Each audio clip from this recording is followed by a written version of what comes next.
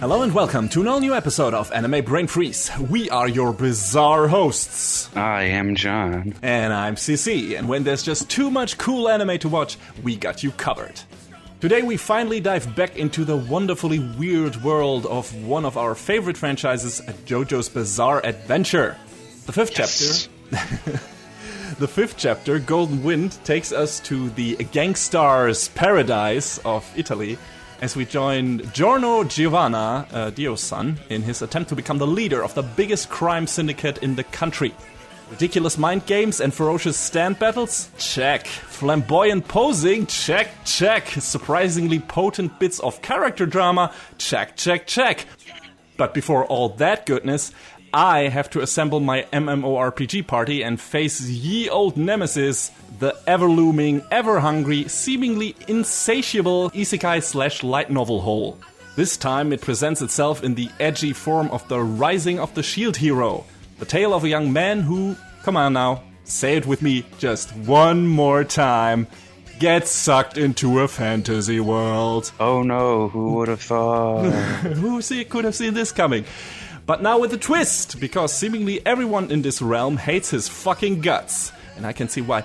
Can the protagonist defeat the odds and become the hallowed savior he is destined to be? Well, stay tuned to find out. We'll be right back. Naofumi Iwatani, second-year college student, dedicated otaku, and general nobody, gets randomly sucked into a weird fantasy book one day and wakes up in the gamiest of isekai setups. He has been chosen to be one of the legendary 4 heroes who are supposed to protect this world from hordes of invading monsters called waves. But while his fellow warriors are equipped with a spear, a bow, and a sword, Naofumi's legendary weapon turns out to be just a small shield, seemingly lacking any offensive capabilities. Not only that, but soon after his arrival, the entire country and even the other 3 heroes turn on Naofumi, and he is left to fend for himself. Quickly realizing that he won't be able to withstand the impending horrors of the first wave on his own, Naofumi raises enough funds by farming trash mobs to acquire the assistance of a party member in the form of the young tanuki demi-human Raftalia. Can this unlikely pairing survive the doom that awaits them? And can Naofumi clear his name and become the hero this world needs? The Rising of the Shield Hero was originally published as a web novel series between 2012 and 2015 and has since been rewritten and expanded upon in the form of a light novel that started in 2013. It's still ongoing and counts at this point 22 volumes. The author of the novels is one Aneko Usagi, which apparently is a pen name, so nothing is really known about the author, neither the gender nor anything else. There's also a manga adaptation and a spin-off light novel and manga that apparently features the spear hero that is also still ongoing. And then in January this year, we got the first season of this anime adaptation, counting 25 episodes. The anime is produced by Kinema Citrus, which I've talked about on our show before because they are responsible for one of my favorite series in recent years, Made in Abyss, which also has a movie coming up, which I am super excited about.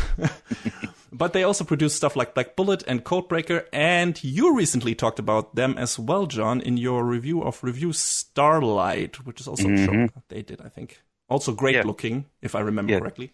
That show was a feast in terms of the animation. Yeah, so I've heard. And the director for Shield Hero is Takao Abo, by the way, who has worked on a lot of stuff. He was the director for Nor 9, an episode and animation director on shows like Angelic Layer, Aquarion Evil, Macross Frontier, Black Lagoon, and a bunch of other things.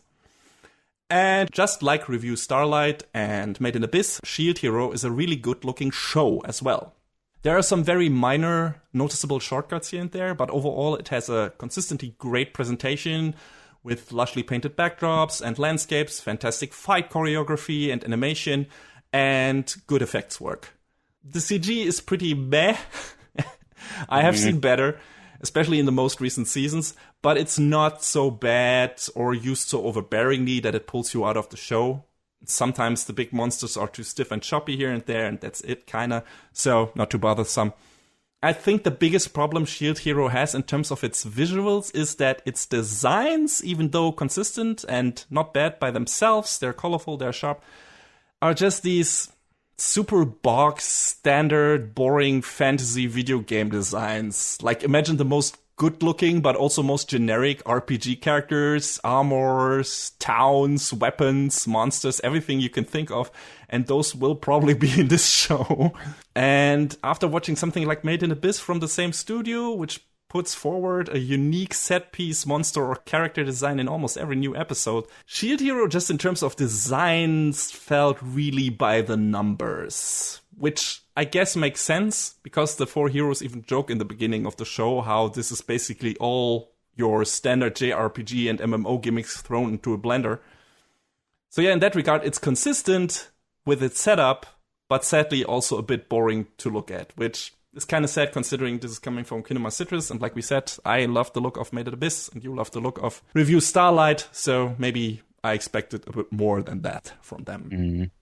What is definitely not boring is the music, because Kinema Citrus once again contracted the services of one British composer named Kevin Penkin, who also worked on Nor 9, Under the Dog, and created one of the most hauntingly beautiful anime soundtracks ever for Made in Abyss. And if there's one thing that I can recommend about Shield Hero without any reservation, it's the soundtrack. Just like this great mix of riveting battle hymns, melancholic vocal tracks, and just in general a prime example of setting the mood through music, even when the show does its best to fuck up the atmosphere masterfully established by its musical compositions. And this is where we get to Shield Hero's biggest problem, its story and characters, which, you know, is always a big part of a show, so that's kind of important. Yeah, don't worry about it. I have to admit, I was dreading this review, especially since this is probably the most show notes I've written down for any show on this podcast ever. Just because there was so much that bothered me in this thing. Just my rough, unstructured thoughts amount to 7 fucking pages, and that is before I turned them into something hopefully coherent. But yeah, since John was, as usual, the smarter one and hasn't watched this show, this, of course, means you people need to brace yourselves for a long monologue by me, which, granted, is what most of my single-person reviews turn into, but still, this one is gonna be extreme. I watched all of it, because just like John mentioned in his recent SAO review, I want my distaste of the series to be informed. Also, I'll try to stay away from most big spoilers, but some plot details I just have to mention to talk about the many things that bothered me in this show, so be aware of that. Alright, so with your usual Isekai stories, your main protagonist starts out pretty much like Naofumi does here as well. Unremarkable, friendly guy in real life, run-of-the-mill, often an otaku, not particularly good at anything. Then he gets transported to another world and is usually gifted with a special power, or it turns out that he had a hidden power or expertise all along that enables him to become the most OP character in his new life, be it video game knowledge or whatever. You know the deal. We've had that in SAO, we've had that in Knights and Magic and shit like that. So yeah, this is how these things usually go. No enemy can stand against him, all the waifus want his dick, yada yada yada. You know the drill. And we had some isekai shows who initially tried to put a light spin on that, like Overlord, where the protagonist is the bad guy of the story. Slime Time, where Rimuru, our main protagonist, at least gets an unusual body for an OP hero. Or on the complete other end of the spectrum, Konosuba, where all the characters turn out to be ginormous, incompetent fuck-ups. And these are usually the isekai stories we stick with, at least in your case, Konosuba, because they have something interesting and different to them that we can latch onto. Now, Shield Hero, in terms of the setup, does a pretty good job at catering to my interests in that regard, because as I alluded to in the plot summary, quickly after Naofumi wakes up in the other world, everything turns to shit for him. He turns out to be the weakest of the four heroes. He's naive, so he's quickly being taken advantage of and then shunned by pretty much everyone and left all alone in this dangerous new world. So that in itself is super cool, and you can do a lot with that setup.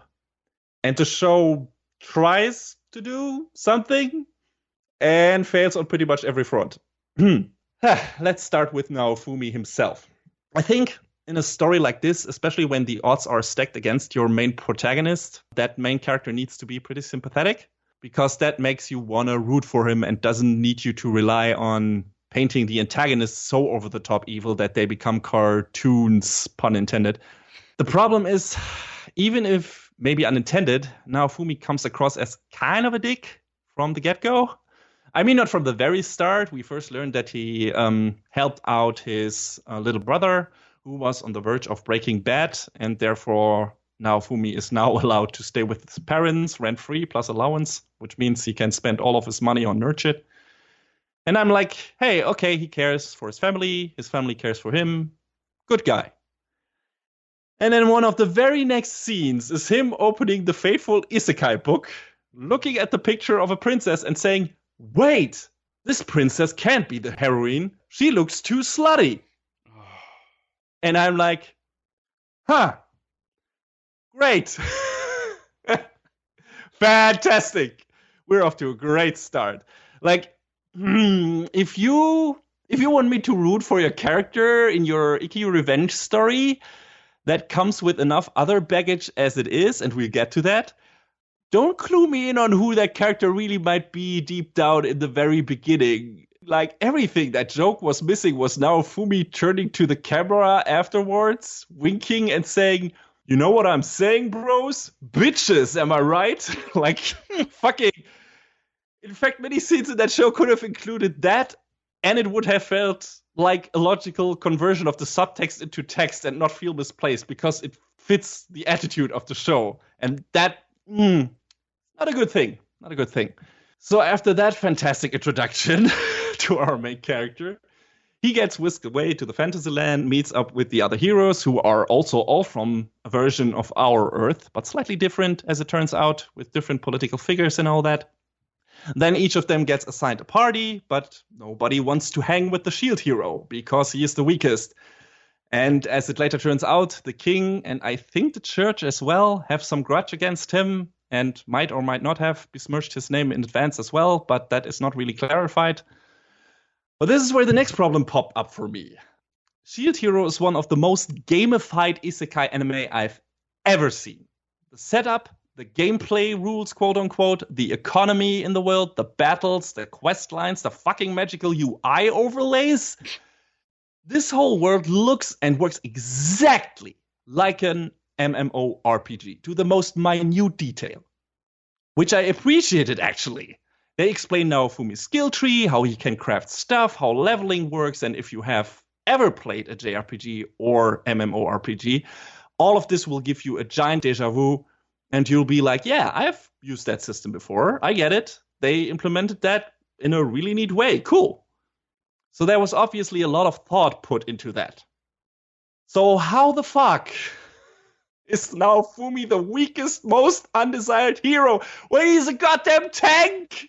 Motherfucker, if you have played, for example, Final Fantasy XIV, you know that if you are a decent tank or healer, you are set for fucking life. You don't gotta wait in line for any dungeons. No, every party will take you with the greatest pleasure. You are showered with recommendations. You can quickly get in any dungeon queue, while your damage dealers, which is what the spear, sword, or bow hero would be, have to wait patiently in line. So they created the most video gamey story ever. Put so much effort into integrating all those RPG mechanics into their world in a way that they don't feel alien and make sense. And then they give the underdog one of the best classes in any MMO and just hand wave it by saying, he's the weakest because he has no offensive capabilities. Which is not true, by the way. He totally does. Like, fucking do your research. I mean, Naofumi is not even incompetent. It takes some time because he is alone at first, but he gets really good at using his skills soon. And of course, as it turns out, his shield is the most OP weapon of them all. Well, fucking duh. I could have told you that. John could have told you that. Of course. Without watching the show, it could have been like, it's the rising of the shield hero. Yeah. And even, if you've played one of those games, you're like, yeah, that's obviously not all there is to that weapon. Of course, the other heroes don't get it and call him a cheat. Hey, assholes! Weren't you all boasting about being hardcore MMO nerds? How the fuck do you not get how this works? I mean, the other heroes are all self-absorbed dicks anyway, and now Fumi regularly has to clean up after their messes. So it kind of fits their characters, but still. As you can see, the show is not even consistent in the rule set it establishes in the very beginning for its world, which probably doesn't bother anyone who has never played that kind of game before, but I have, and it seems the author has too, so this felt just contrived to me and not well researched and implemented, which is weird. So yeah, but nobody wants to hang with Naofumi except for one girl called Mine, who is immediately suspicious because she is way too friendly to him when everyone else isn't. But Naofumi is a doofus and obviously wants to tap that, so he's the only one surprised when it turns out that Mine was only out for his gear and money, and also accuses him of having sexually assaulted her. Oh. Which is the next problem of the show. Sexually assault as a plot point is problematic enough as it is, especially if it is a wrongful accusation. Don't get me wrong, those things happen in real life. We recently actually had a pretty prominent court case wrapping up here in Germany where a woman accused her boyfriend of raping her, which turned out to be a lie. So yeah, I'm not saying that this never happens, but the clear majority are still women being sexually assaulted, coming forward and then not being believed or being too scared to come forward at all. Thankfully, things have started to shift with the Me Too movement and everything. But yeah, this is not a 50-50 equation. So if you have to, because you feel it's necessary for your story, for whatever reason, you can employ such a plot device. But you need to be a really good writer and handle that subject matter with a lot of care, subtlety, sensitivity, finesse, and tact. In German, I would say Fingerspitzengefühl. Sadly, Shield Hero has the subtlety of a wrecking ball and the tact of fucking Mechagodzilla. Mine is clearly painted as the bad guy. She is an opportunistic, evil asshole, no doubt about it. The show makes that very clear. Now, Fumi runs into her several times during the show, and every time she is trying to fuck him over again in one way or another. The problem is the way she behaves and the lengths she goes to manipulate everyone around her and make now Fumi's life a living hell are so over the top, so ridiculous, far-fetched, and dumb, altered magical video recordings included, that she comes across as silly and cartoony. She cackles all the time, like some kind of witch from a Disney musical. She also joins the spear hero Motoyasu's party, who is a complete buffoon. And he, of course, believes everything she says and is attacking Naofumi every time he sees him. And he wears white armor. He is a literal white knight. And the biggest idiot in this story. I hope you all see what the show is doing here. But yeah, those two are so fucking cartoony. They are literally this serious version of Team Rocket from Pokemon.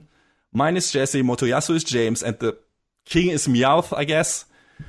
Which, of course, keeps me from taking those guys and anything they do seriously, especially since it mostly quickly flies in their faces. But it also makes light of the whole sexual assault accusation thing, which you really should not do, guys. Like, yowzer. It is incredibly tone deaf, and I'm not even getting into Mine's eventual punishment, which I won't give away here. But despite her being this giant piece of shit who definitely has it coming, the way that moment is framed feels so gross and unnecessary because it tries to turn it into this big joke, and it just doesn't work, like not at all. So yeah, Mine accuses Naofumi of the sexual assault. Everyone in the kingdom turns against him, the heroes too, like I said. It also turns out Mine, or Malti, is the first princess, so that makes things worse, and also immediately clues you in on the fact that the king is also behind this. And because this kingdom apparently borrowed its judicial system from the Phoenix Wright games, ultimately, super fair process there. Ultimately, Naofumi is stripped of all his belongings and is left with nothing but the clothes on his body and his shield. And this is when he turns into the edgelordiest edgelord that ever edgelorded. He decides to hate everyone in this country because all of them want to fuck him over, naturally, of course. All that matters is money. He doesn't want to risk letting anyone into his heart anymore. He basically says, if you want me to be an asshole, I'll be the asshole that you are painting me to be, and I'll show you all. Ah! which is a very mature approach to the whole ordeal. He basically erects an emotional barrier to protect himself. A shield, you might say. Stop. Ah! Stop. Yeah, that's what I said to the show. Please stop. And even though he has no offensive capabilities in the beginning, he is pretty feisty because his shield turns out to give him an aura that makes him invulnerable to low-level monsters. Gee, what a surprise. And so he just collects trash mobs and sells them for materials. He also later learns to craft various potions, which he can also sell for a high price. And all of that was super cool. Like I said, the way the show integrates its RPG mechanics and makes them part of the plot and character progressions is a lot of fun, especially if you're familiar with games that use those systems. So yeah, he slowly works his way towards good gear and eventually enough money to get a party member.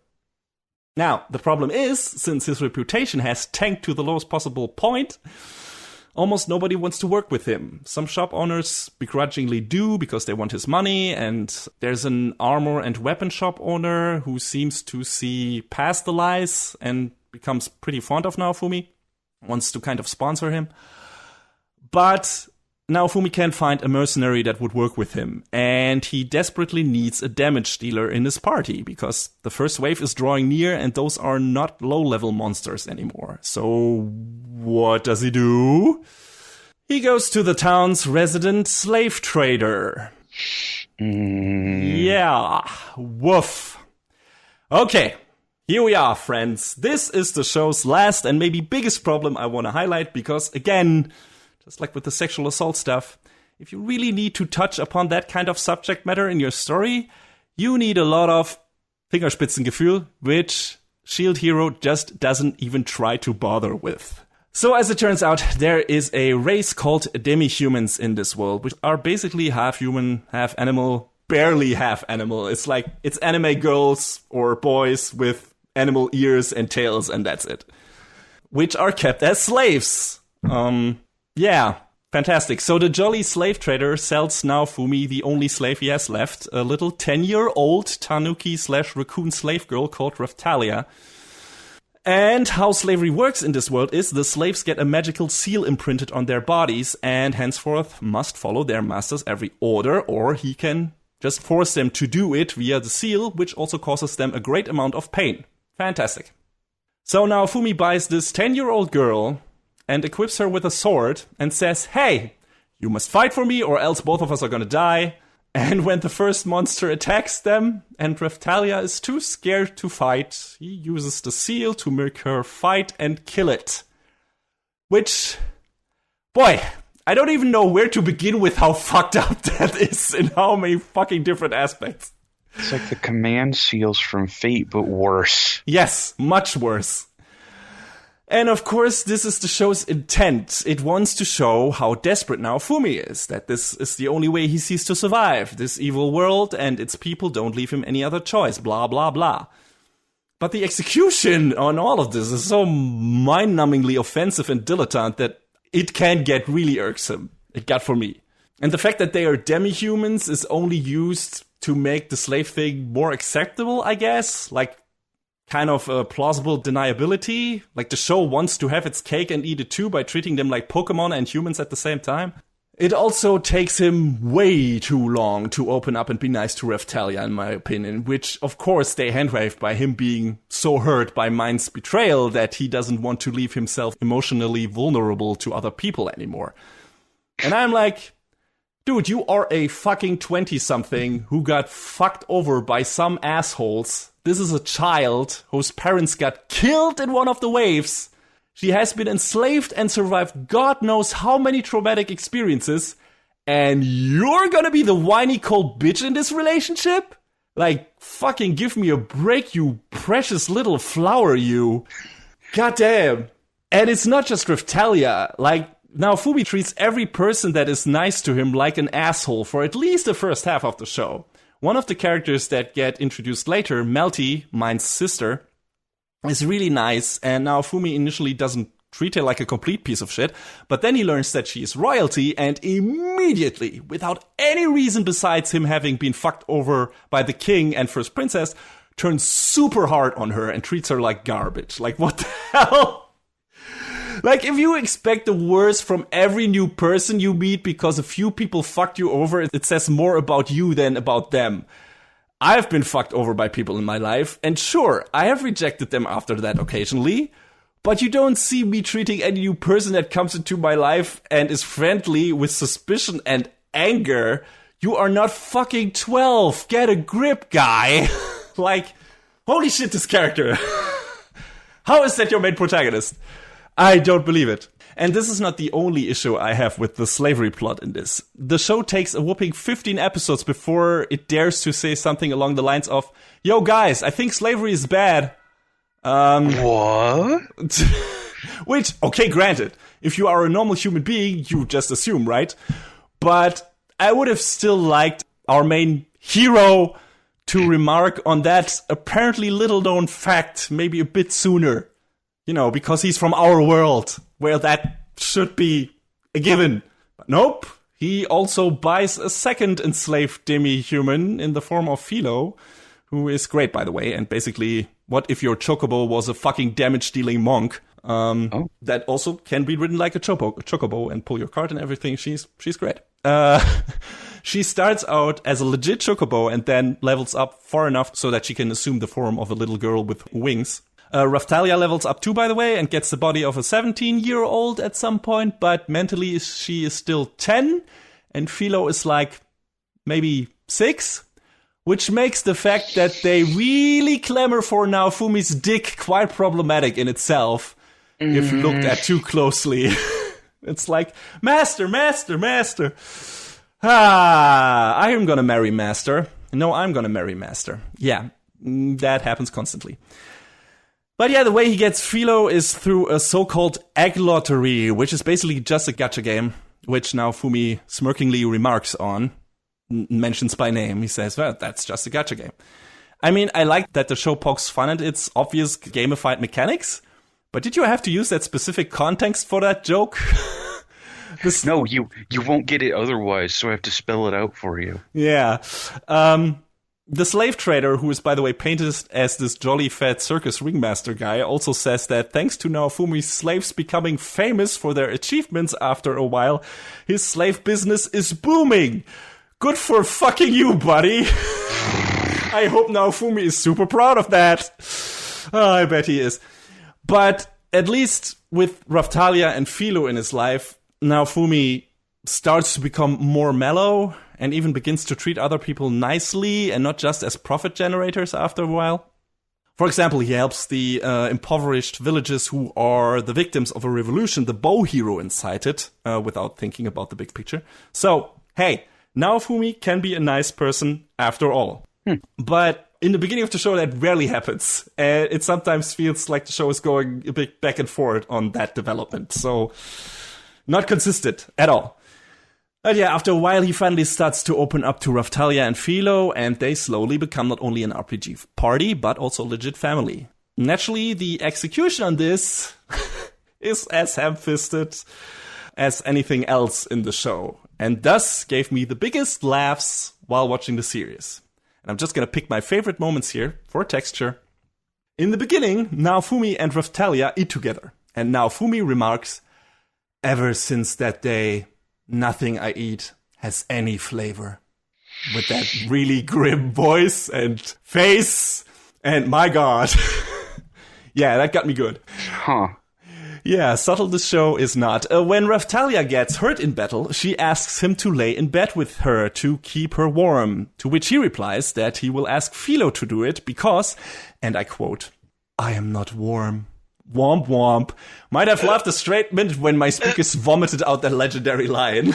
And my favorite laugh out loud moment in the show is Naofumi, believe it or not, has a literal edgelord skill tree called the Curse Tree.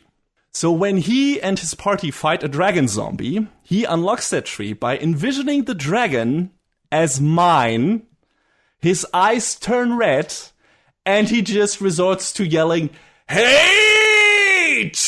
for like, I don't know, several seconds, and then unleashing his powerful attack. And that fucking slayed me. It's probably supposed to be the super dramatic scene, but it's so dumb and executed so poorly that it at least had great comedic value, but nothing else. Boy, and those are only some of the highlights in that show when it comes to trying to stage powerful emotional moments that completely backfire because it's so dumb and ham-fisted and over the top and tone-deaf and everything, and so self-serious and so edgelordy. Nothing about this works. Not at all. And this power, like this curse tree, is also a two-edged sword because he can't control it and hurts Raftalia by accident. So, as you see, he doesn't want to hurt the people he loves. This cruel world makes him do it, you see? He needs to use his cursed Edgelord shield because his cruel world doesn't leave him a choice. And how do you still not get what this story is doing? This whole aspect of the show is such a cheap Berserk ripoff with none of the nuance and a lot more yucky baggage and subtext. Although that scene kinda marks the character turn for Naofumi, which should have come much earlier, to be honest, because he risks losing himself in the hate and anger. And the only one able to pull him out of that initially is Raftalia and, well, later his other party members. Which leads to what could have been one of the best scenes in the show, where Naofumi is forced into a duel against Motoyasu, which he wins, but then gets fucked over by Mine again, being sneaky, like manipulating stuff, attacking him from behind and stuff like that with magic, without anyone seeing that. And Raftalia gets taken away from him. Motoyasu rids her of the slave seal, which should be a good thing, but the show paints it as a bad thing. Because the literally dumbest character in the show, Motoyasu, is the one doing it. And the one saying that slavery is a bad thing and that Raftalia should be free is Motoyasu. And of course he's right.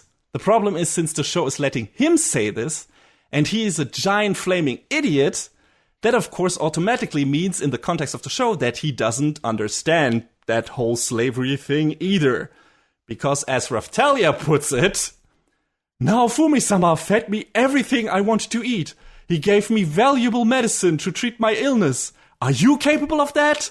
If that were true, you would have a slave by your side too. Which is such a fucking galaxy brain approach to the whole thing. I can't even. Like, how do you come up with that? It's just mind-bendingly stupid. Holy shit. This fucking show. So she insists on putting the slave seal back on her body, right between her tits, naturally, because it's visual proof of her affection for Naofumi and her dedication, which, my god, this fucking show. Also, it's not like Naofumi saved her from a lifetime of horrible slavery by giving her a lifetime of good slavery? Jesus fucking Christ. But because he had no other option than to rely on slaves. Like, for all his money-grubbing ways, he has never tried to use some of that money to, I don't know, maybe free some slaves and remove their seals? Just a suggestion here. And he could have removed that seal from Raftalia at any point before this, especially since she had already stated that she wanted to stay by his side because she loves him and everything. But he didn't do that either. And it's not like he's taking serious steps to abolish slavery once he has cleared his name either. That falls on the shoulders of a completely different character. And Naofumi also, near the end of the show, uses the slave seal again on Philo, even after his character turn, so he can easily sniff out her location by her screams, which is pretty what the fuck, dude, even if time was of the essence in that case. So, yeah, he wasn't acting out of the goodness of his heart, girl, especially not in the beginning. You are suffering from borderline Stockholm syndrome. That borderline? Yeah, just not kidding. That's the only thing I can read that. It's like, oh god, I love him. He treated me so well. I'm his favorite slave. But yeah, she rushes to Naofumi, who is on the edge of being overcome by his fucking rage shield, which he activates by shouting hate reaction, by the way. Even later in the show when he's not that angry anymore, which seems like kind of a weird oversight. But, hey, I'm kind of balanced now, and I love all the people around me. Oh, there's a monster. Hate reaction! And we're like, what? What is going on? But yeah, Raphtalia rushes into his arms and pulls him out of his darkness, which is really nicely staged, and the music is good and everything. And his sense of taste comes back to him. Subtle, I know. But without the unnecessarily icky slavery subtext hanging out in the background, this could have been a legit great scene. Just in terms of voice acting, presentation, all of that. But alas, it doesn't work because of all that baggage on the side. And this is probably the most bothersome thing for me about Shield Hero.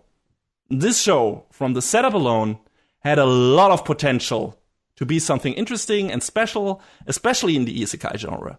You don't have to change that much, I think, to make this a good story. Like, leave the world as it is, but change some important aspects about the characters and the story. You don't even have to make Naofumi a goody two-shoes in the beginning. Like, Final Fantasy VII and Berserk are two good examples of stories that start with kinda dickish, slightly cold and unsympathetic characters that get a big turnaround in the course of the story and manage to capture your sympathies very effectively, in my opinion. So you can do that if your writing is up to snuff and consistent, which it wasn't in this show, in case of its main character. Naofumi's arc isn't bad in itself, but it would have been a lot more emotionally resonant if it had been handled with more finesse, or any finesse, really. And maybe don't make the inciting incident a false rape accusation. Make it something else.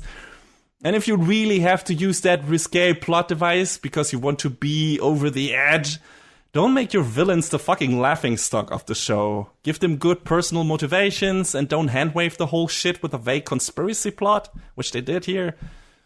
And maybe don't use slavery as an important plot vehicle either. Raphtalia is super sympathetic and a badass fighter. Couldn't you have, put those characters in a different story? Where does their worth get measured in how devoted they are to their master? These characters have potential, and by giving them that shitty slave background, you've ruined them forever. Make Raphtalia an orphan that tries to steal food from Naofumi and he takes her in or something like that. But not like this. It doesn't work and feels like garbage. Or hell, if you say, oh, but we need the slavery in here to show how harsh and merciless this fantasy world is. All right. I'll play. Let's entertain that thought. Remember the scene in Magi where Morgiana breaks her literal shackles of enslavement to help her friends? Yeah. Remember how badass that scene was and what a rewarding character moment that was? It was great. Yeah, remember how she started dancing at the festival after this happened for the first time because she wasn't wearing shackles anymore and she freed herself to celebrate her newfound freedom? Remember how good and satisfying that felt? Yeah. You could have done something like that, Shield Hero. You could have. It's not that hard. I guess I also should address Magus Bride, because that is a show we reviewed that I liked, and that uses that slavery plot device as well. But in a completely different, much more well-written way, in my opinion. Ancient Magus Bride never says that slavery is good, which Shield Hero does, kinda, albeit in a weirdly convoluted way that is supposed to come across as heartfelt. When fucking Raphtalia puts the slave crest back on her chest and, it's like, it's because I'm so dedicated to Naofumi. Some women in the audience are like, oh, that's so romantic. And I'm like, no, it's not. Not at all. Holy shit, guys. What the fuck? But yeah, the only people who say slavery is bad in Shield Hero are the antagonists, coloring it as the wrong stance on the matter, effectively. Which Ancient Magus Bride doesn't do. Also in Ancient Magus Bride, Chise sold herself into slavery because she was suffering from severe depression and had no self-worth whatsoever. She lost her mom, all that stuff. She wasn't enslaved by some asshole. It doesn't make it much better, and it's still the most problematic thing about that show because she's still kind of saved by Elias instead of saving herself, really. But regardless, it's a completely different way of handling that subject matter with a completely different tone. Framing and author's intent are very important, especially when it comes to these problematic themes. So as you can see, if you are a good enough writer, you can employ most of these risque plot devices in your story without them feeling too off-putting or problematic. Shield Hero did not pull this off at all.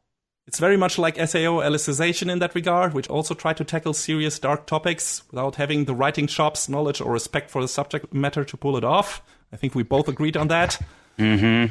Which is a shame because, like I said, I liked some of Shield Hero's characters. Raftalia, Philo, Melty, Mine's sister, like I mentioned her before. They're all great. Some of the side characters and obvious NPCs are also great. I like the world building. The fights are well choreographed and often have fantastic looking fluid animation.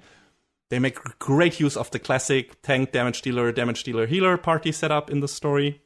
There are some cool combo attacks like in Chrono Trigger. The characters actually have to use their brains while fighting the waves. All of the action in the show is really good. The art in general is good, albeit a bit too generic, like I said, but at least it's sharp and colorful. The music is amazing. Like I said, Kevin Penkin maybe delivered his best work yet. I still probably like Mated Abyss more, or his work in Mated Abyss more, but that was also a much better show. So maybe that elevated that over the music in Shield Hero, which, like I said, is fantastic. There's enough good shit in this show, enough things to like. The problem is it's all dragged down by some abysmal story and character writing that only gets mildly better in the back half of the show. If you don't have a problem with most of the things I talked about that bothered me, you can check out the show on Funimation and Crunchyroll, who promoted the shit out of this series, by the way. Holy fuck, kind of gross, but I think they did the same with Goblin Slayer, so I'm not surprised, really. Yeah, there was a big media push for this show. And, just hearing you talk about it now, and while it was showing, made me kind of like, I don't know if this is what you want to throw your weight behind. Yeah, yet they did. Yeah. And I guess it paid off, right? I think it was a pretty popular show, just in terms of viewing numbers, if I'm not popular mistaken. Enough, I guess. It got people talking. Yeah. Yeah, I don't know if that was just because of the questionable subject matter or because really enough people watched it if in the end. But we'll see if we get a second season or something. If you think you might have a problem with that stuff as well, maybe see how long you can last before you throw in the towel. Like I said, most of the really nasty stuff is in the first half of the show, with maybe the exception of Mind's Fate at the very end. If you like RPGs or fantasy enough, maybe you can see past all that. Enough people can. That story has a lot of fans. I'm not one of them. Sorry, I tried. There's a lot I liked. There is enough that I could have liked. But ultimately, this was a bad experience. I mean, let's face it, it's always silly getting so worked up about a fucking cartoon. Let's be real. And I only do that for the sake of the review and maybe make it more entertaining. But rarely had a show so many conceptually interesting ideas that left me dumbfounded because of their horrible execution. And by the way, for the fanboys out there, if you don't mind the shitty way the series tackles some of its themes, that's fine. But don't try to deny that those themes are in there and are incompetently handled at best.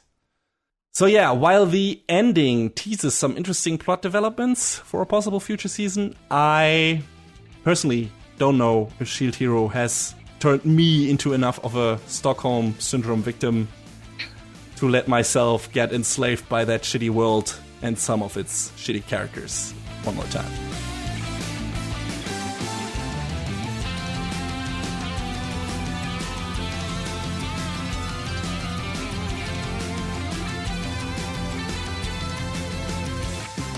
Naples, 2001. Giorno Giovanna is a small-time crook with one big dream: to become a gang star. Can't see it, but I'm posing. No ordinary thief, Giorno has a connection to the remarkable Joestar bloodline and possesses a stand named Gold Experience. His dream starts to become reality when he meets Bruno Bucciarati, a mobster from the gang Passione, and a fellow stand user himself. Realizing that they share similar ideals and both disagree with the gang's harmful affairs, Giorno reveals his goal to Bruno, and with Bruno's help, he will help reform Passione by overthrowing the boss. As Giorno becomes a member and is inducted into Bruno's squad, he discovers that it is no simple gang. Its numbers are teeming with stand users. Now confronted by other squads of differing loyalties and unpredictable caliber, their goal to change the gang from the inside out will be a tough one. Taking on these adversaries, Giorno attempts to rise through the ranks and inch closer to the boss, a man who is shrouded in mystery.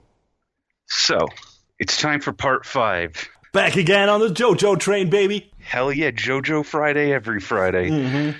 The best Friday. When's part 6, though? Anyway. 5 years. I don't know. How long was the break between part 4 and 5? I don't remember. Diamond ended December 23rd, 2016. And Gold began July 5th, 2018. So about a year and a half. That's fine, I guess. Yeah, so, the wait was not as long as, the rabid JoJo fan inside every single one of us, including you, who's listening, even if you're not. If you're not, you should become one. Dedicate your life to JoJo's. And to Sympho Gear. I'm going to push my agenda at this moment, too. No, but the wait was actually not as long as I remember it being, now looking at that. Getting into the show as a whole, I remember it must have been sometime after the first series ended. I just sort of sat down and started watching it, and you were like, yeah. Mm-hmm. And now here we are. Mm-hmm. By the way, as usual with our continued series reviews, this will be full spoilers. That doesn't mean we will spoil everything, maybe. We just don't know it yet. Because this is a loose discussion on just basic show notes and everything. And if we remember something interesting or stuff like that, that is a spoiler, we might talk about that. So, if you don't want to know anything, we have done 2 reviews on the other JoJo seasons, like the first 3 in one episode and the 4th in another one. And you can go back to the very first one. I think there weren't too many spoilers in those, or at least we marked those. Yeah, I think we marked those. So if you want to get a basic idea about what JoJo's is, which is a good idea because otherwise this won't make a lick of sense. Exactly. Then maybe go back to that and listen to that first. And if you are only here to hear our opinions on this season of JoJo's, on this part of JoJo's, then you already know what's coming. We'll just get right into it. Yeah, John, what did you think about part 5, especially when compared to the other parts? I wasn't so sure about it at first. I feel like it took me a little bit to warm up to it, because I still think even after having watched part 5 all the way through, that my favorite is probably still part 4, because, I don't know, something about Josuke and his goof-ass crew is great. But, there's a lot to like with Giorno and all of his, and, the crew that he ends up rolling around with. I mean, I guess Giorno kind of starts out being sort of an character, not like, I guess not really like bad per se, but kind of a blank slate character. Well, he's a bit of a dick. I mean, he robs people. He's a criminal, right? Yeah, I mean, but, he's a good heart, yes. I guess, the tried and true trope of a thief with a heart of gold. Yes. Kind of like Lupin. Gold. Yeah. Most fitting, yes. But that's the setup of the story. Like, Koichi from part 4 is, coming to Italy because he has, or I don't know if Jotaro got him that intel, but somehow he got hold of intel that the son of Dio might be in Italy. So he wants to investigate, and Jotaro is that. Yeah, I kind of like that even though it's as brief as it is, we have that bridge from part 4 to part 5. Yeah, that was very nice. I think the show has been pretty good at like loosely bridging each of their parts to each other. I mean, part at least 1 and 3 had a stronger connection by featuring the same bad guy, right? And some of the same characters. But even when they completely changed the character roster, there's like this small connection within part 4 with Jotaro being with Joseph being the dad of the main protagonist of Josuke, and in part 5, like Giorno being Dio's son. Even though he doesn't know that he's Dio's son. Like, I don't know if did he grow up as an orphan, or did mom just die at some point? I already forgot. Yeah, I think it was something like that. I'm having trouble recalling. But yeah, he grew up on the streets, basically. So that's what happens. And kind of, got in contact with the mafia, one things or another. We don't need to give that away. Like, that's one of the most interesting things, and I think one of the best things about this part 5 is the character background stories. Because I think those are the most, like, the characters in part 5 are not super deep, but they have depth, which you can't necessarily say about the characters in the previous JoJo parts, really. Yeah. I mean, they're pretty simple. Like, what you see is what you get with most of them. I guess Koichi is a bit, has some stuff going for him, and maybe Josuke to some extent, and Okuyasu maybe too, the thing with his brother and everything. But it's not super, it's pretty basic. And I think part 5 does a really good job at at giving us these very diverse, these very interesting characters with very interesting backgrounds who just found each other through one way or another and became like this, I don't know, makeshift family kinda for each other. And they are really like the whole gang around Bruno. Jono joins too, but Bruno already has this like small circle of gang members that he keeps around. We have there's Bruno, Abakio, Narancia, Fugo, Mista. And Mista, yes. Yes. How could I forget Mista?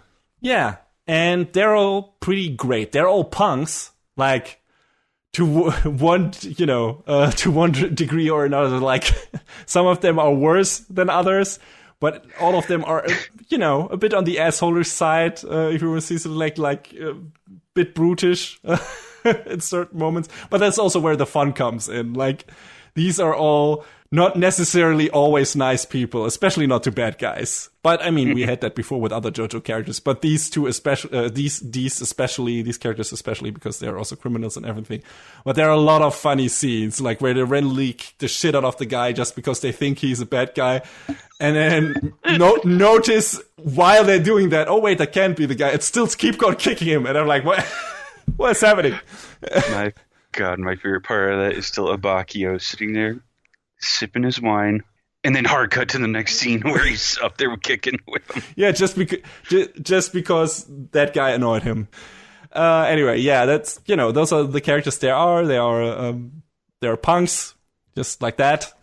They're criminals, but they got interesting character motivations, understandable character motivations, and surprising depth. And these characters are maybe form an even stronger emotional core than any of the team constellations we had in previous JoJo's incarnation. All of these feel like a legit family. Giorno too, after a while, even after he joins, even though the other team members are a bit suspicious of him at first, but then he gets integrated into the group more and more. And it's all through the help of Bruno, because he believes in Giorno. He believes he can be the good head of the evil organization, basically, that can turn things in the city around, which is what Bruno wants. And yeah, so they become this kind of tight-knit bunch of jackasses that act like a family. And it's endearing. It's cool. Like, you legit feel that these characters care for each other. And, one of them is maybe the fussy mom, and one of, is the dad character and everything. One is the dumb little brother, the dumb big brother, Mista and Narancia come to mind. Narancia's probably the dumbest character in this, but he's also the most, like, straightforward, open-hearted, like, wearing his intention on his sleeve character. And one of the best moments, or two of the best moments, like, relate to him. Like, the plot of the show is basically, or what happens in the show is, after a while, the team gets the mission to collect the daughter of the boss and bring her to him.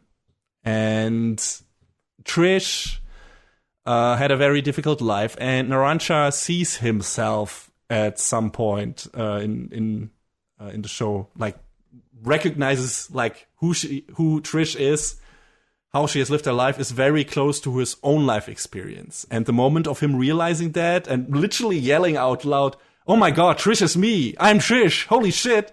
It's so great.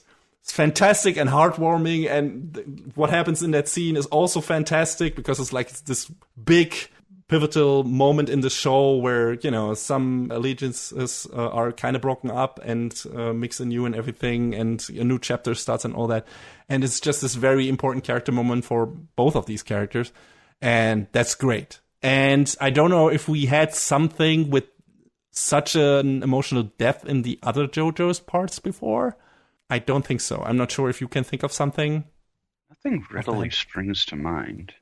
Yeah, so that really sprung out at me. I think, I'm in to see where Stone Ocean goes, but I think that shows that Araki has grown as a writer over the course of writing this series and gets better and better, like in terms of characterization.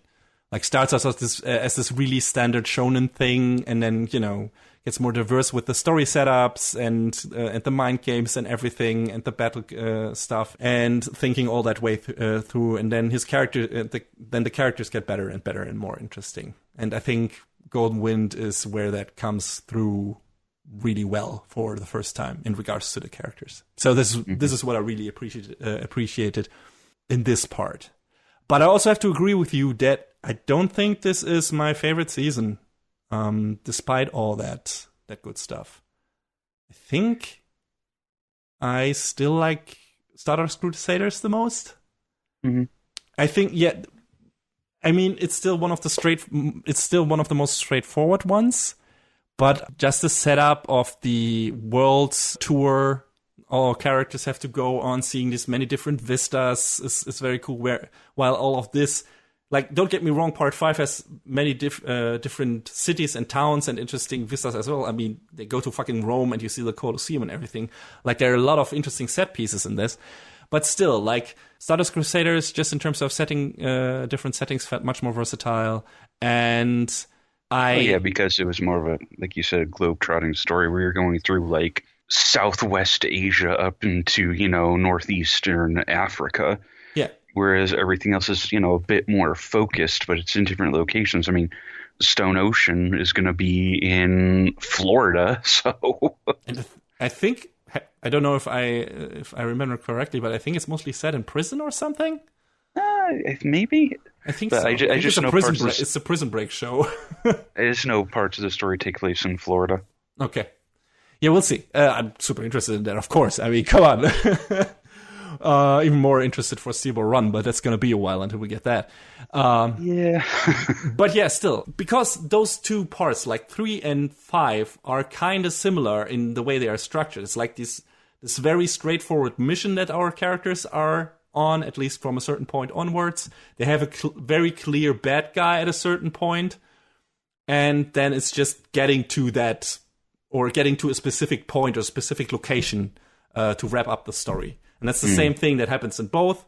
And in Stardust Crusaders, just there's more interesting things to see on the way. The characters are cool in both of those stories, but I also think the bad guy in Stardust Crusaders is better than in Part 5, because I had some issues with the boss, or Diavolo, or Doppio.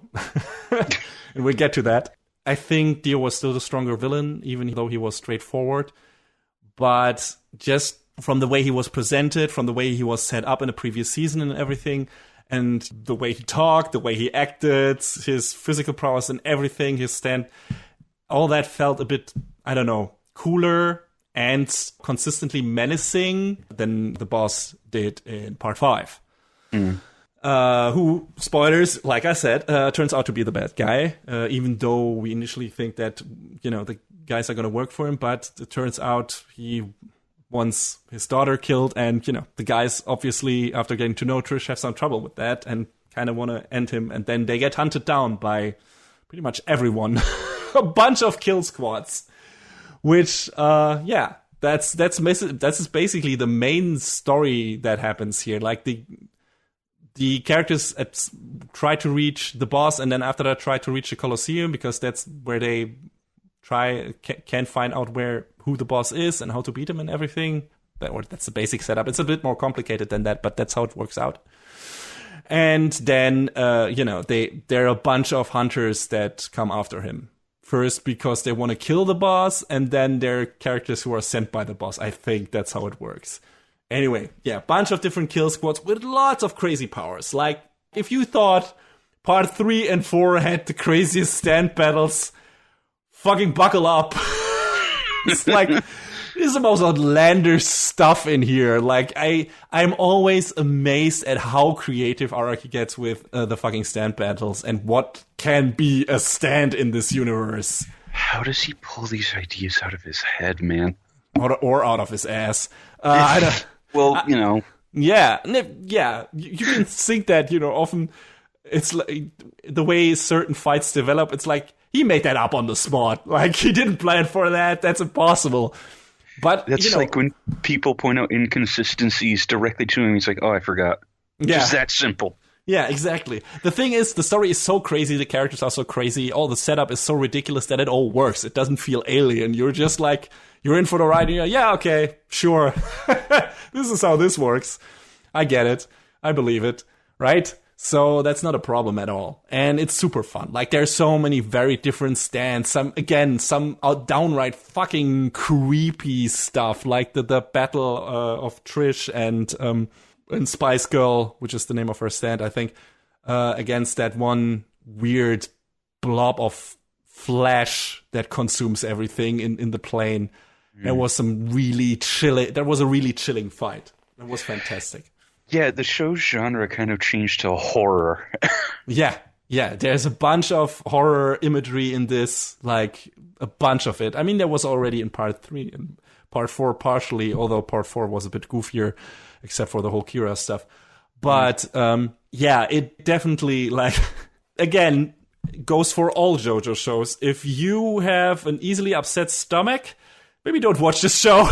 That's good advice. It's very gory. It's very much, there's a lot of splatter in this, a lot of torn off limbs and bloody holes and everything. And I feel like part 4 and 5 went even more overboard with this than the previous 3 seasons, because both the characters main characters in part 4 and part 5 had abilities to heal people.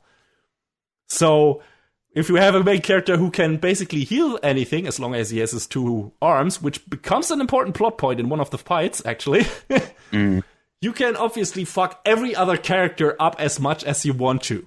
And naturally, the show does. Like, part 4 did that too, to an extent, but part 5 goes just bonkers in that regard. Like, so many dismemberments, so many limbs torn off, so many people, like, fucking, I don't know, ground into the dust and turned into red goo. It's ridiculous. So if you're not into that, maybe stay away. Anyone else who is in the mood for a good old bloody time, don't worry, you'll have enough of that. But yeah, can you think of your favorite stand battle offhand? Like, is there something that's one specifically that stood out at you? I mean, I already mentioned the battle on the plane. The fight against Chocolata and Sekko. Jesus. Fucking. I think the Muda that had been longer than anything else that came before it. The big exclamation point on that fight. But man, the actual, the battle of the brains between Bruno and Sekko was fucking wild, and that shit was crazy. Like, I had no idea, what direction, it was gonna take. And that shit, oh man, that was probably one of my big favorites of this series. I don't know about you. Yeah, I think that was great. Like, those are also two of the creepiest stands. Yeah, just a bit. Like Green Day, holy shit. That's Green disgusting. Day and Oasis are... Yeah. Although, speaking of stand names, I feel like this season, the way they turned the names of the stands, the original Japanese names, which are all band and music references, obviously, again, into the copyright kosher stuff, felt like the most lazy this time around. Like fucking Sticky Fingers became Zipper Man, Sex Pistols became Six Bullets. Like, really? I think a lot of these names were also used in what was the game that came out? Eyes of Heaven on PS4. So I think, they just kind of took the names that they magicked up for that and transplanted them into this just because it was probably the easiest thing to do. I guess. But yeah, it's kind of... But when they start changing names, like, yes, I'm sure the translation for Eiro Samisu is Little Bomber. Yeah. So if you watch the show in Japanese, you pick up on that they are not saying the same thing as is in the subtitles. But, so that is a really good reason. Otherwise, you miss out on all the cool little musical references, which is also always one of the most fun things in the JoJo series, I think.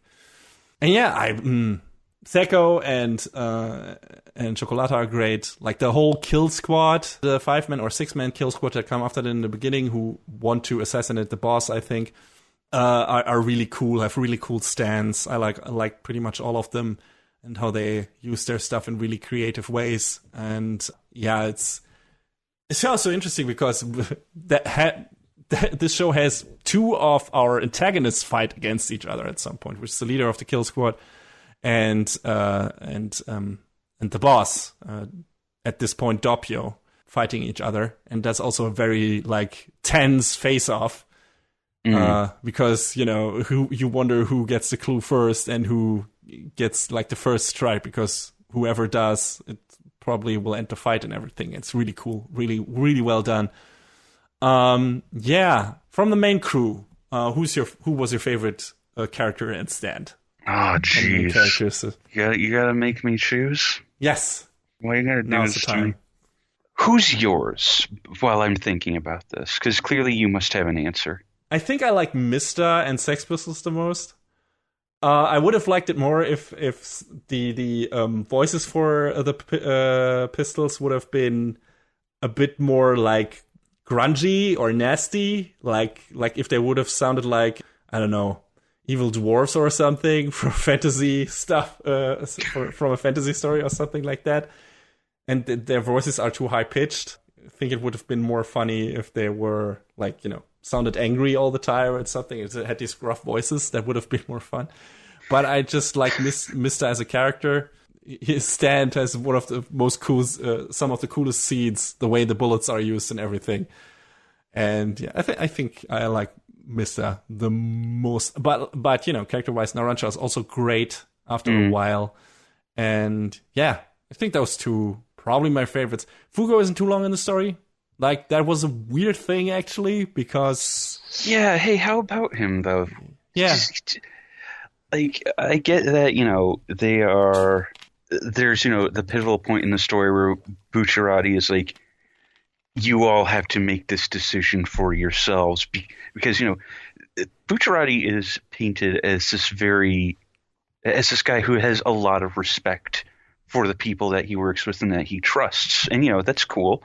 And he says I'm going to be doing some real dangerous shit. I'd like for you to help me, but I'm not going to make that decision for you. Mm. Okay, fine. So when Fugo makes his choice and then he just sort of disappears, it's oh, how about him, though? Yeah, I expected him to come back at some point, but he really doesn't, so... I mean, technically, I guess he does, but, the epilogue is also a flashback, so... Yeah. And that was a bit weird. I mean... I guess it kind of fits with his character because he was always, a bit uneven and worried about the whole thing anyway. He was the most fussy of the group. Mm. So kind of fits that he would be the one staying behind, but it's still expected him to have this turnaround and come back to the help of his compatriots at some point. So I wonder if Araki just forgot about him. And Probably. Just remembered him at the end. Wouldn't be surprised about that, actually.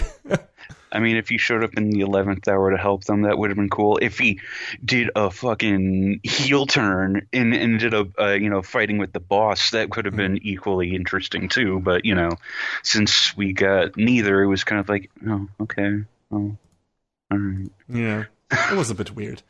Oh, one thing. We mentioned band names, but what I also liked in this was that all the Hit Squad members have dessert names.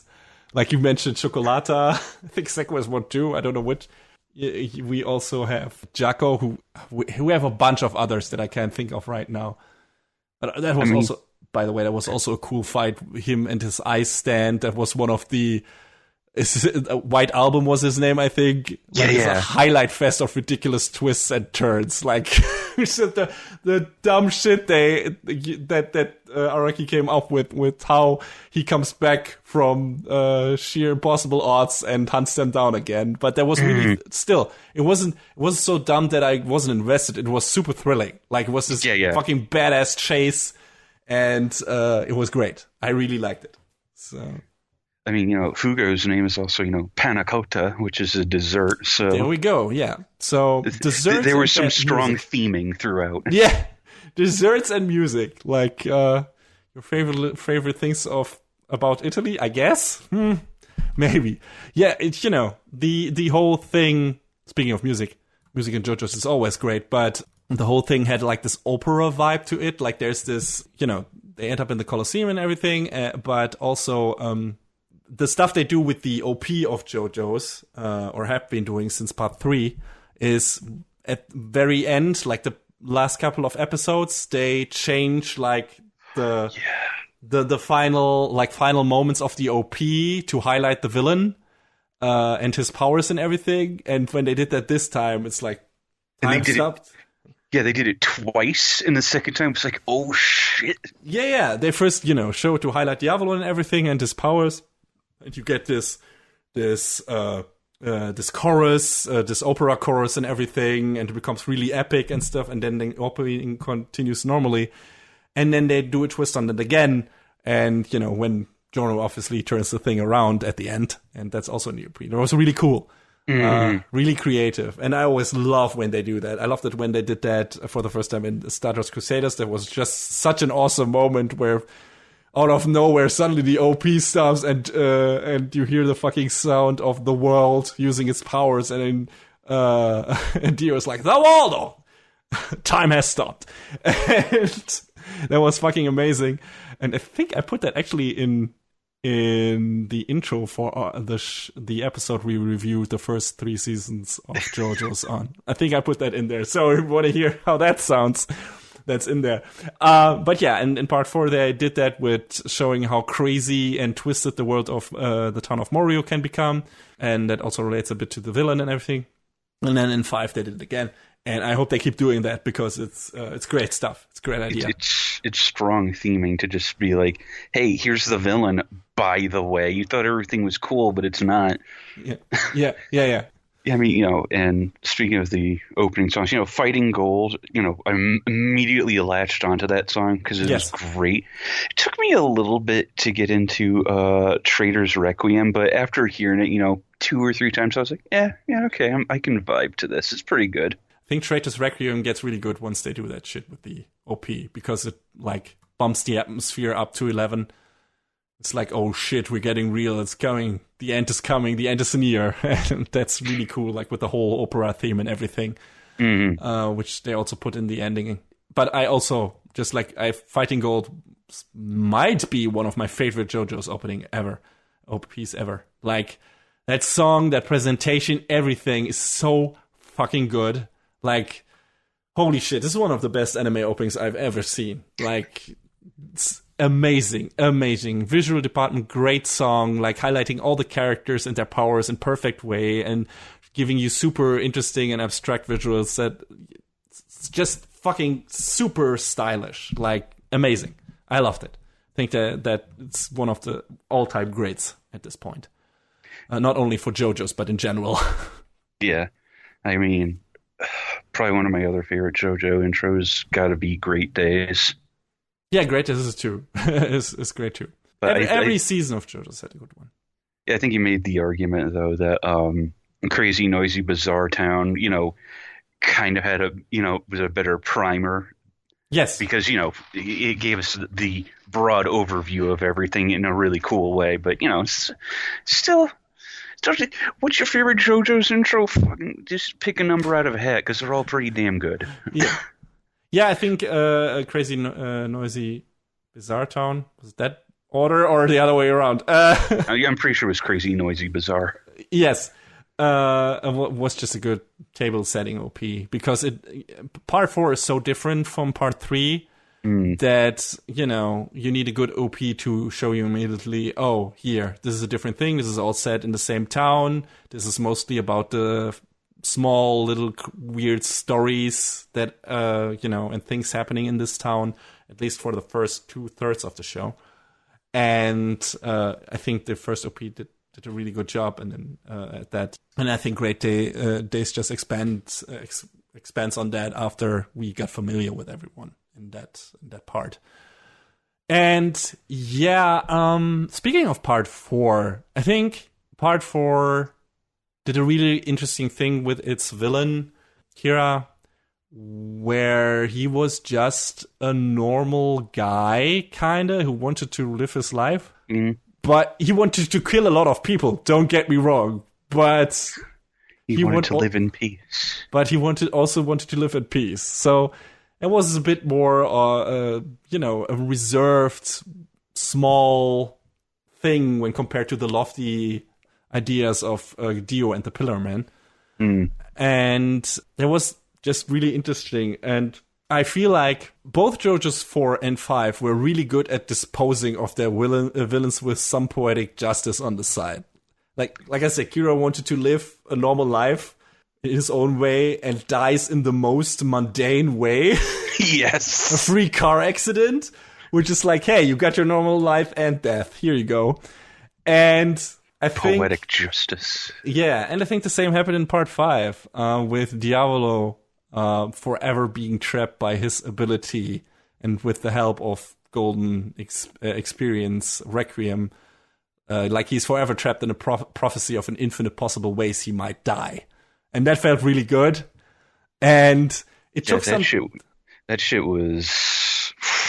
Man, when at first I was like, wait a minute, hold on. How is he dying over and over? And it's like, oh, geez, that's what a way to go. Yeah, that's fantastic. And that was kind of what got me on the show's side again after losing me a bit with the villain, because what they tried to do with the bad guy in this show, like the main bad guy, the boss, Doppio or Diavolo, is we don't really know his identity in the beginning.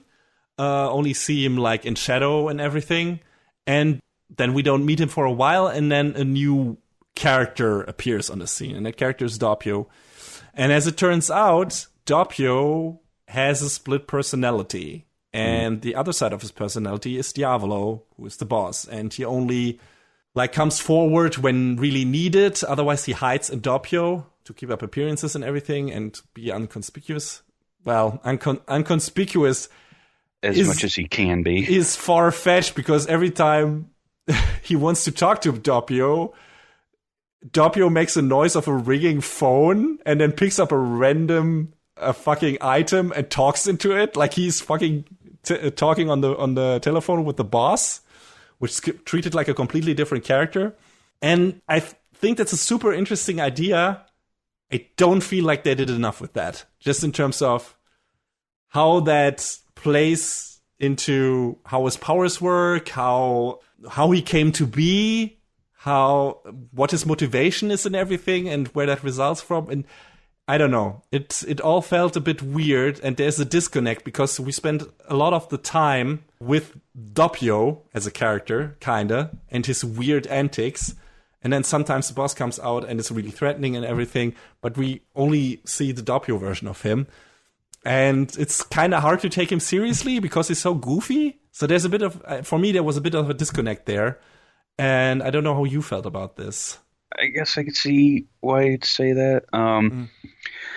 Maybe it was just, no, maybe, I was going to say maybe it might have just been a way to keep it as much of a mystery to us as it was to the characters, to avoid using, one of my favorite narrative tools of dramatic irony, where the audience or the reader knows something that the characters don't. But that's not that's only somewhat the case because there's still a lot of unknowns even after they introduce Doppio, because we know he has something to do with the boss, but for a while we also don't know that, oh, he was the boss all along. So I don't know, maybe that was Araki's way to try and put a twist on this. Put a twist or some misdirection in there. I don't know. Yeah, because otherwise he's kind of... I wouldn't say he's like a copy really of Dio or anything, although his power set is eerily same-ish. Like, they try to call it something else, like him being able to see into the future, but it kind of is the same thing as the world's power set, where he stops time and looks into the future and then changes it, kind of. I think it's more explained as more of a time skip as opposed to a time stop. But it's time powers, right? So, and it manifests for us as a viewer and for the other characters the same as Dio's power does, is you see something disappearing or something happening, you don't know how it, or something appearing, you don't know how it got there. Suddenly a character is gone, suddenly a character is somewhere else.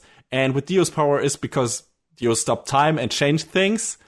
And with Diavolo, it's because he skipped forward in time and changed things. So it's kind of the same thing, visually wise, too. So the characters are very similar. Don't get me wrong, it looks cool, it looks interesting, especially when Doppio sees the future in a strand of his hair. I think that was a very interesting visual idea.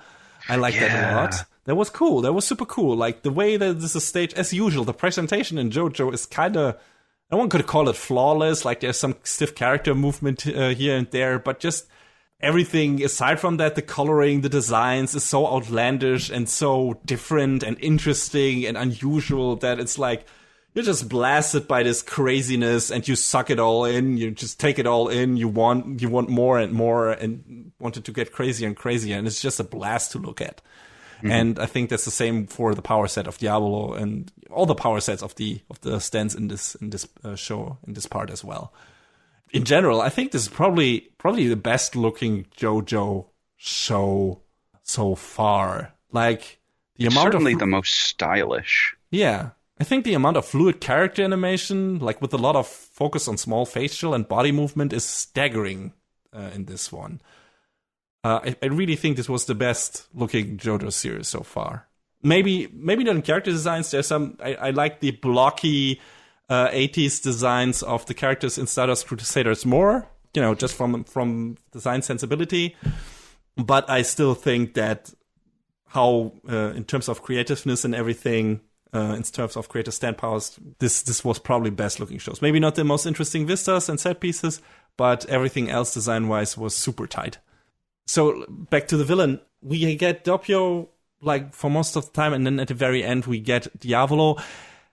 But we also see certain events from his point of view, and kind of like Kira, even more so, he often feels like he is in over his head.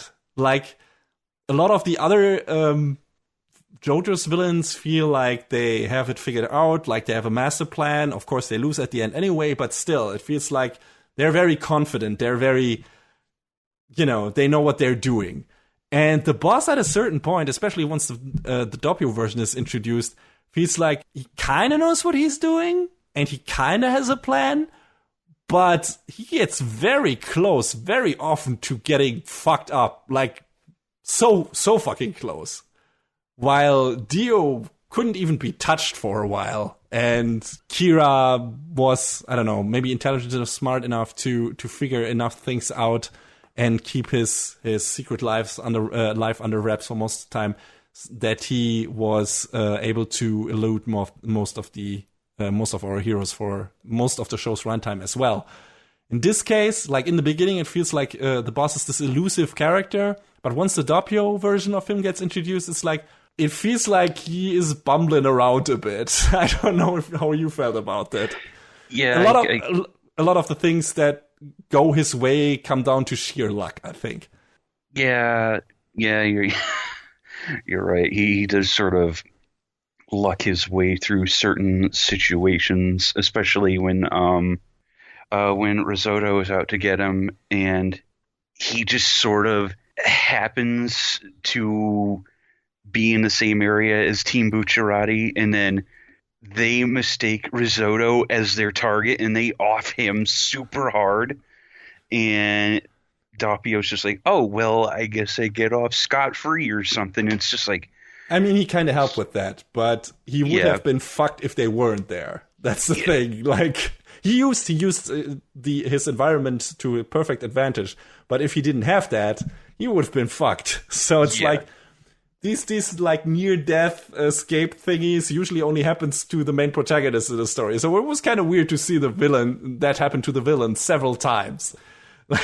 Like, I get that happening in the final fight, and we get like a nice reiteration of the character letting himself getting punched in the right destination he wanted to fly to grab a particular item.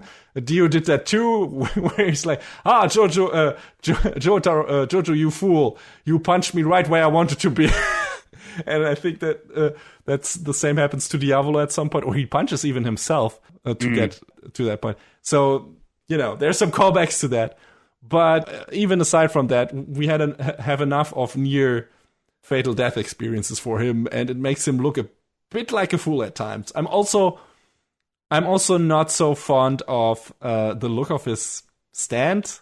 King Crimson looks super weird. Yeah, King Crimson doesn't really give off the menacing aura that, say, something like The World does.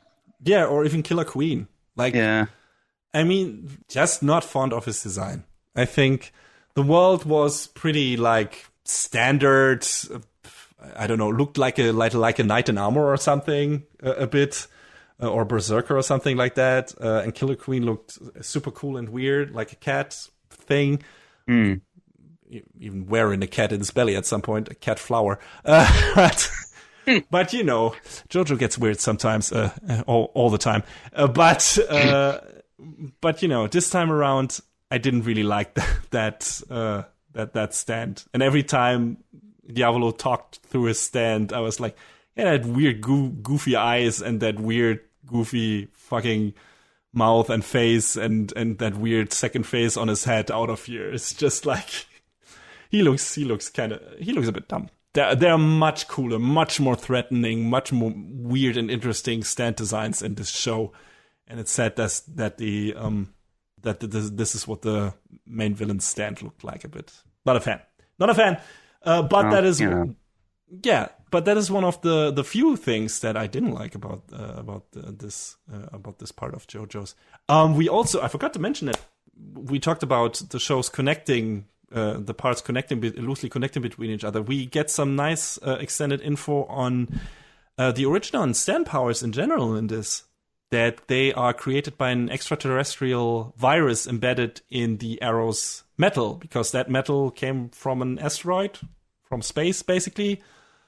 And, then was forged into an arrowhead, and when used on a person, that weird virus activates the hidden stand powers, but only for some people. It would kill the rest, which was just a neat lore extension, in my opinion. So finally we learn, so this is an alien virus, and, it activates some hidden genes in a person's body and transforms them so that they can use a physical manifestation of their inner power or something.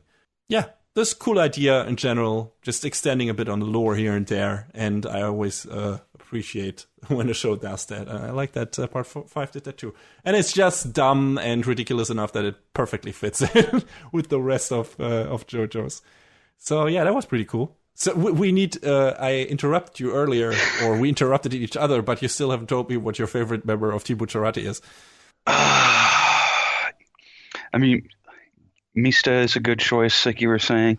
I kind of like Abakio because, he has that sort of cool and collected attitude, and, the way Moody Blues works to, basically use as more as a tool rather than, as something that you use in battle, just use it to do research on, a reconstruction of what happened in certain places, which they show them using several times. I thought that was really interesting because, it was like oh, we don't really have to assume what happened here because we have someone who can just, use their power to get to the truth of the matter. Yeah. And I thought, His he was character neat. background was also pretty good.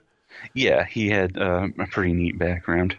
I mean, all of them did, but his was especially. Oh yeah, but yeah, I think I'd probably go with a Bakio. But I do like.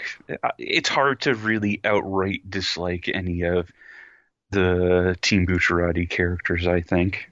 Yeah, they're all great, and this is JoJo, so not all of them are gonna make it. That's a big surprise. A friend of ours pointed out that in all of the promo materials and in one of the intros, they sort of put the characters on different sides of the screen in some interesting ways. Oh, okay. So they were hinting at it hard, who is going to make it and who not. All right. Yes, it was something that you sort of see, and you don't really think much of, they did this. And then you think about it, and you're like, oh, you guys. And it's actually kind of neat to see that, they put that in there without sort of like ham-fisting it. So, the people who knew. The people who found out, like us, were like, oh, shit, that's fucking cool. Yeah. Yeah. Just in general, the creators of these shows, David Productions, seem to put a lot of thought into everything surrounding the creation of the show.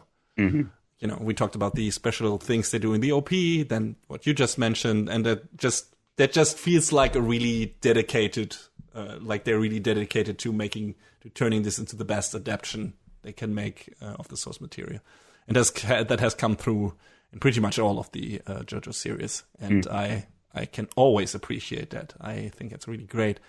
Yeah, in terms of how the show wraps up, the final 2 episodes you mentioned before is kind of a flashback and feels a bit like a non sequitur or side story at first. Like we would jump from Diavolo's fate directly into that weird flashback, and you're like, wait, what is happening? What? And it's not short either. It's like an entire episode or something, or 1.5, and you feel like, wait, why are they telling this weird side story from before they met Giorno? Are they trying to show us more that they were a family and everything? We knew that. What is happening? But it makes sense at some point, if you can ever say that about the JoJo story. At the very end, at least in a thematic way. Though I wonder if there wasn't a more elegant way to integrate the whole destiny thing with rolling stones into the story at an earlier point. Like maybe show the first part sometimes after Bucciarati gets mortally wounded, which would have been an effective way to make us believe that he can be saved. And then come back to the flashback right at the end where it is revealed that Mr. Interfering probably only made things worse. Maybe you could have wrung some more emotions and surprises out of this plot beat that way. The way they handled it here, it felt a bit like an afterthought, which again, considering how Araki approaches some of his material, makes sense, maybe, but there are some ways that could have been more effective.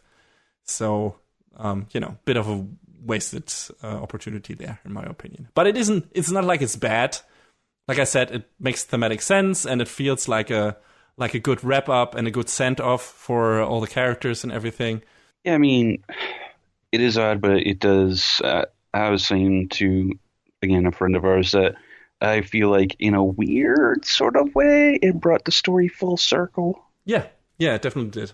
And like I said, if you had put that one part somewhere else, you could have made that a bit better and then make it really feel full circle at the end. Because now, we get all of the brunt of that backstory and that flashback at this, in one big swoop. And, if they sparse that out a bit, that maybe would have worked better. But, it still works. That's the message here. So it's still a cool idea and cool thing to do, and it kind of fits into this grand opera theme we got going here. And yeah, I liked it. I liked all of this pretty much, except for maybe the villain. Not the biggest fan of Diavolo, but he also has a cool design, and not his stand, but he himself at the end, I think, He looked really cool. And, there's enough cool twists and weird story beats happening that you are always kept on your toes, just like JoJo does always.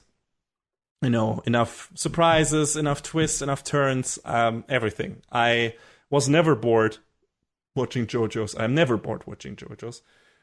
For people out there who really like Stardust Crusaders and maybe were taken back a bit by the more slice of life-ish nature of part 4, maybe you might like this one more, because this is again more of a straightforward plot, which part 4 only really was in the last third. And maybe if you fell off JoJo's in part 4 for some reason, maybe try to get back into it with part 5. Maybe that will be more to your liking. John and I liked all of them. Like John said, part 4 is probably his favorite part, by minus part 3. But we both like part 5 anyway. There's just a bunch of cool stuff in here that would make any JoJo's fan happy. Some people already said that this is their favorite season, I think, and I can see why. There's enough to like in here. I mean, the weird ass dance / torture scene alone is worth the asking price. God, that scene was, oh my god, so fucking weird. Tell me another show where you would see something like that. Nothing. No other show. No, it does not exist. It's just of that fucking non sequitur out of nowhere, weird ass abstract dance number, while the guy in the forefront is fucking tortured by sunlight through his fucking eyeball. Insane. That's what JoJo's is. Insane amount of fun. Yes, in good times and bad times and good times again. And we can't sing JoJo's praises hard enough. Like in our opinion, you should watch all of them, all of the parts, all of them. But you can, if you don't want to, you can jump into this part, I think, without needing to watch the other parts. This is kind of a standalone story, loose connection to the previous parts through Jono being Dio's son. But it's not like they do anything with that, really. It's just like, yeah, that's how he is. That's how he got his powers, and that's his legacy, which he's going against. But that's it, really. That's all the connection. The rest is its own story, which is a good story with cool characters, with surprising death here and there, and yeah, a lot of heart. Again, JoJo's always has a lot of heart, but yeah, this is one of part 4 probably has the most, but this also has a lot of heart, especially when it comes to its core characters. Mm-hmm. Yeah, family. That's family. Yeah, it's very important. So yeah, we are definitely looking forward to more JoJo's. Next chapter in the story is Stone Ocean, which features Jolene Joestar, the daughter of Jotaro, the protagonist from part 3 and 4 to an extent. So yeah, I wonder what that's gonna be like. Jolene Joestar or Jolene Cujo? I was going for Joestar, obviously, right? Because she is a Joestar, but just in terms of legacy. Yeah. But but you're right. It's Jolene Cujo. I mean, it's part of the same bloodline, yes, but yeah. No. So yeah, looking forward to Jolene, first female main protagonist in this series. I wonder what she has to offer. I can't wait for whenever that show comes around. And until then, please watch JoJo's. I think what we have, we already gave you a disclaimer. If you have an easily upset stomach, if you can't handle your gore, maybe stay away.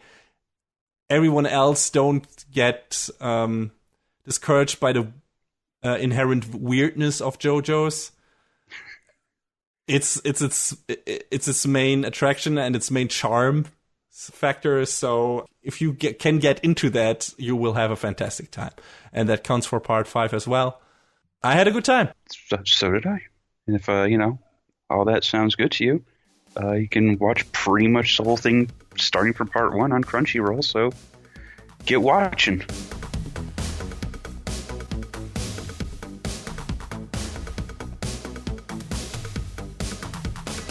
And that is a wrap on the 79th episode of Anime Brain Freeze. All the music in our show is from the Double Dragon Neon soundtrack by the amazing Jake Kaufman. Please go to vrit.bandcamp.com and check out his awesome work. Our show is available on most of the popular podcast services, but it's always worth visiting animebrainfreeze.com for our review index and more. Leave us comments and questions on YouTube, follow us on Twitter at AnyBrainFreeze, or send an email to animebrainfreeze@gmail.com. We would love to read your feedback. Thanks for tuning in, we hope you had a good time, and please join us again on our next episode. Macht's gut! So long, everybody. Next time on Anime Brain Freeze. A deadly circus is coming to town.